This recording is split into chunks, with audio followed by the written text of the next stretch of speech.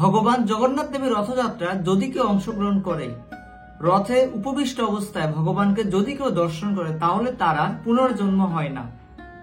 কোন নারী জাতি যদি ভগবান জগন্নাথ দেবের রথযাত্রা অংশগ্রহণ করে, তাহলে তিনি তার পিতৃকুল, মাতৃকুল এবং তার পতিকুল সর্বমোট 21 কুলকে উদ্ধার করতে সমর্থ হন।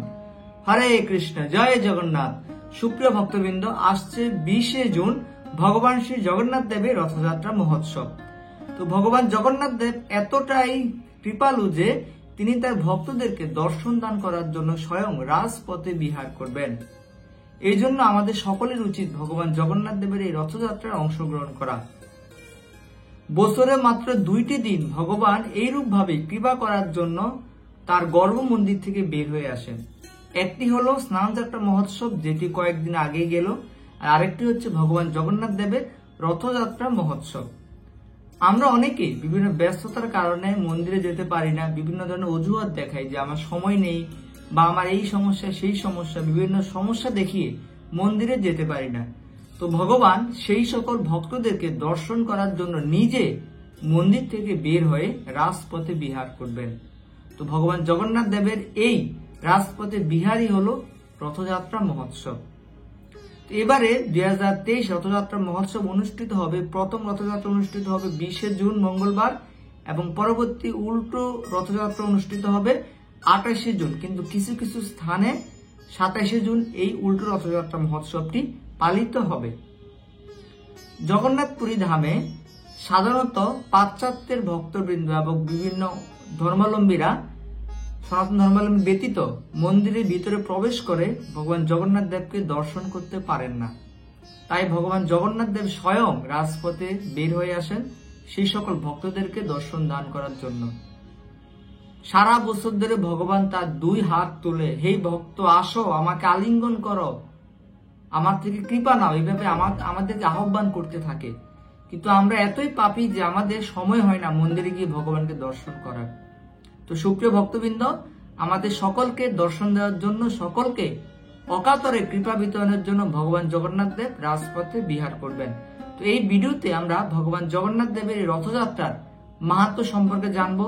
রথ টানলে কি হয়, আপনারা ওই দিন কি কি করবেন, এই সকল বিষয় জানতে চেষ্টা করব। তো ভিডিওটি আপনারা শেষ পর্যন্ত, প্রথমেই আমরা ভগবান জগন্নাথ দেবের এই রথযাত্রা কিছু মাহাত্ম্য সম্পর্কে জানবো। যেই গৌর সেই কৃষ্ণ সেই জগন্নাথ, ব্রজেন্দ্রনন্দন ভগবান শ্রীকৃষ্ণ কলিযুগে গৌরাঙ্গ মহাপ্রভু রূপে আবির্ভূত হন। আর যিনি গৌরাঙ্গ মহাপ্রভু, তিনি শ্রী জগন্নাথপুরী ধামে, শ্রী পুরুষোত্তম ধামে শ্রী জগন্নাথ রূপে আবির্ভূত হন। তো গৌর কৃষ্ণ জগন্নাথ তিনজনই হচ্ছে পূর্ণ ভগবান। বিভিন্ন যুগে ভগবানকে লাভ করার জন্য বনে জঙ্গলে গিয়ে তপস্যা করতে হতো, অনেক যজ্ঞের আয়োজন করতে হতো। আর এই কলিযুগে হরে কৃষ্ণ মহামন্ত্র জপ কীর্তনের মাধ্যমে ভগবানকে লাভ করার কথা বলা হয়েছে। অনেকেই হরিনাম করতে করতে ক্লান্ত হয়ে যান। অনেক সময় দেখা যায় যে অনেকে জপমালায় নিয়ে হরিনাম করছেন কিন্তু ঘুমিয়ে পড়েছেন হরিনাম করতে করতে। ভগবান জগন্নাথ দেব এই সকল ভক্তের কথা চিন্তা করে তিনি স্বয়ং মহাপ্রসাদকে নিয়ে এই জগতে আবির্ভূত হন। অর্থাৎ সবাই হরিনাম করতে ক্লান্ত হলেও, যজ্ঞ করতে ক্লান্ত হলেও কিন্তু প্রসাদ খাওয়ার সময় কেউই ক্লান্তি অনুভব করে না। তো ভগবান জগন্নাথ দেব এতই কৃপালু যে তিনি মহাপ্রসাদ নিয়ে এই জগতে আবির্ভূত হন। তো ভগবান জগন্নাথ দেবের এই রথযাত্রা মহোৎসবটি জগন্নাথপুরী ধামে অত্যন্ত বৃহৎ আকারে অনুষ্ঠিত হয়।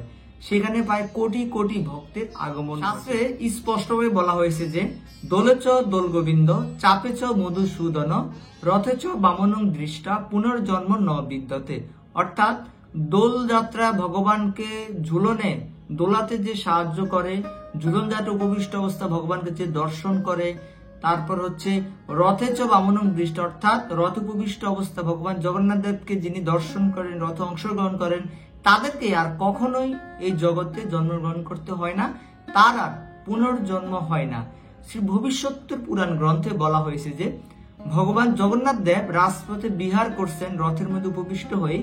এই রূপ দর্শন করে, অর্থাৎ ভগবানের এই দারুব্রহ্ম রূপ দর্শন করে যদি কেউ আনন্দিত হয়, চতুর্দশ ইন্দ্রের রাজত্ব যতদিন থাকবে ততদিন পর্যন্ত তাকে আর নরকে নরক যাতনা ভোগ করতে হবে না। তো ভগবান জগন্নাথ দেবের রথযাত্রা দড়ি যিনি স্পর্শ করেন এবং স্পর্শ করে তিনি যে সামনের দিকে এক স্টেপ করে অগ্রসর হন, তার প্রতি পদক্ষেপে তার কোটি কোটি পাপ নষ্ট হয়ে যায়।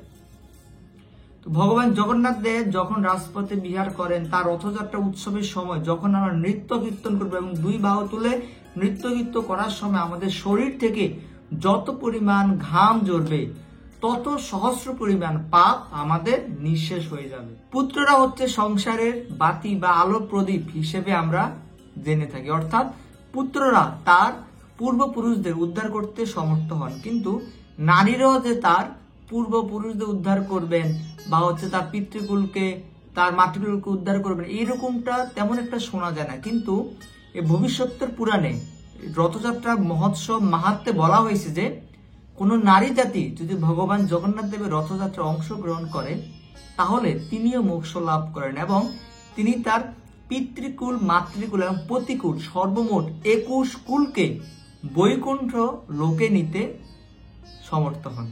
তো বুঝতে পেরেছেন যে মায়েদের জন্য রথযাত্রা মহোৎসবটি কতটা গুরুত্বপূর্ণ।